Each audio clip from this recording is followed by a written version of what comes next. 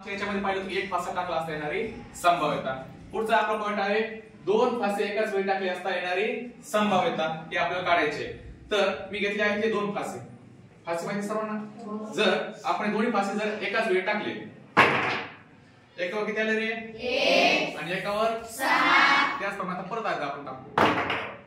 याच्यावर किती आले? 2, याच्यावरती 3। ओके, तर आपण परत एकदा टाकू। याच्यावर किती आले? 6, याच्यावर किती आले? 2।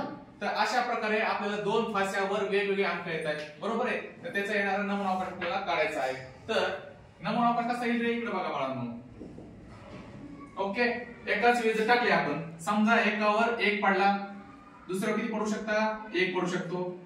समजा एकावर 1 पडला, दुसऱ्यावर 2, त्यानंतर पहिल्यावरच 1 पडला, नंतर 3 पडू शकतं, किंवा त्याच्या पुढे 2 च्या नंतर किती पडू शकतात? 4।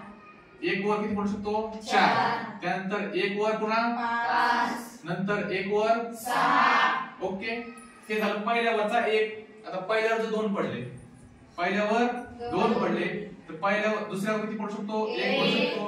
पहिल्यावर जर 2 पडले तर नंतर 2, नंतर 3, नंतर 2 वर 4, नंतर 5, नंतर 6। ओके, त्याच्या पुढे आपण आज पाहू। जर पहिल्यावर जर 3 पडला, दुसऱ्यावर किती पडू शकतो? 1, नंतर 2, नंतर 3, 3 नंतर 4, नंतर 5, नंतर 6। ओके, नंतर पुढे जर पहिल्यावर जर आपल्याला 4 पडले, तर दुसऱ्यावर पडण्याची शक्यता पाहू। पहिल्यावर जर 4 असेल तर दुसऱ्यावर 1 पडू शकतो। पहिल्यावर 4 पडल्यावर दुसऱ्यावर 2 पडू शकतात। पहिल्यावर 4 पडल्यावर दुसऱ्यावर 3 पडू शकतात। पहिल्यावर 4 पडल्यावर दुसऱ्यावर 4 पडू शकतात। पहिल्यावर 4 पडल्यावर 5, नंतर 6। ओके, आता कॉमध्ये चला। नंतर पहिल्याच्यावर जर 5 पडला, दुसऱ्यावर 1 पडू शकतो। नंतर पहिल्यावर 5 पडल्यावर 2 पडू शकतो।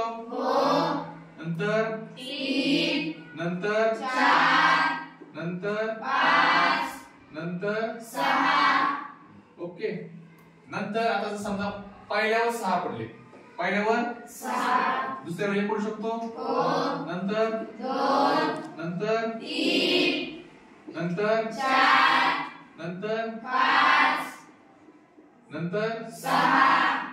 ह्याच्या व्यतिरिक्त काय पडू शकतं का रे? नाही। सांगण्याचा अर्थ काय? जर पहिल्यावर 1 पडला तर दुसऱ्या फास्यावर 1 पडू शकतो। पहिल्यावर 1 पडला तर दुसऱ्यावर 2 पडू शकतात।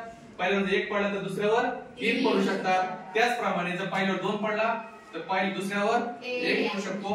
पहिल्यावर जर 3 पडला तर दुसऱ्यावर 2, 3, 4, 5, 6 पर्यंत पडू शकतात। समजते सर्वांना? अशा प्रकारे आपल्याला नमुना अवकाश किती भेटेल रे?